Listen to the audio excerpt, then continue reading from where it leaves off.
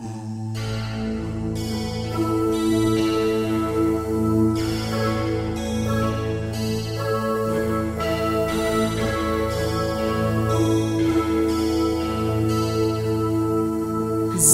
ni nấu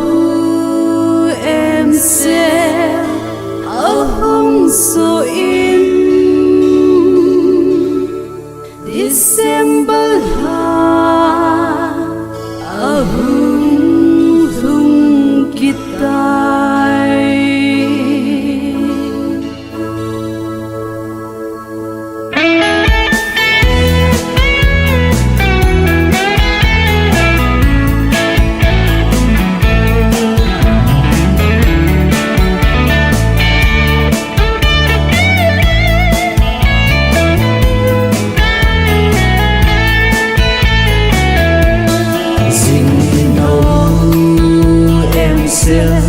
ahum so in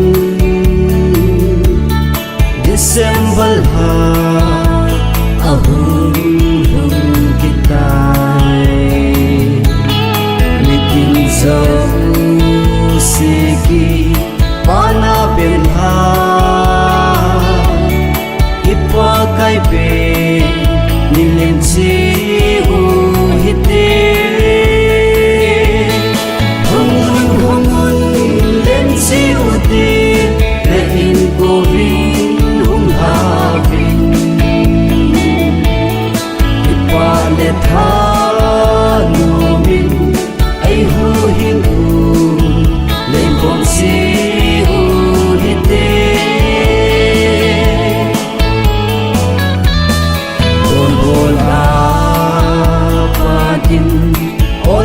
chân gây đâm lê biết ai hình chừng pha chư anh mình lâu pi hen atung so in nang lê cây hù hình đea hù bên pha chư siêu tít na in cô vinh hung hà vinh qua lệ tha nô mình ai hu hin hu lên con siêu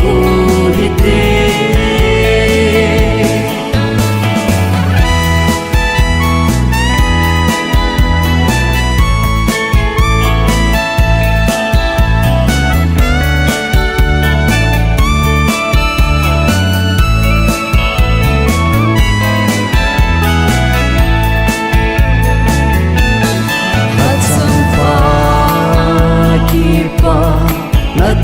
pa pe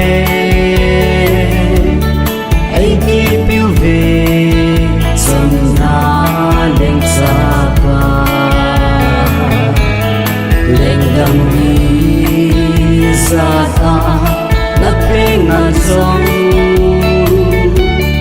ama tay lần lên sông nung bên khăn lâu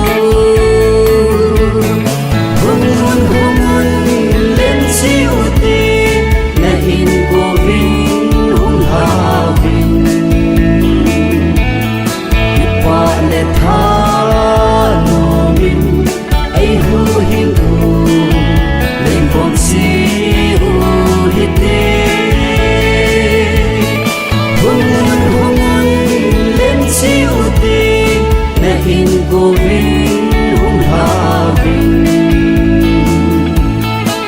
qua lệ tha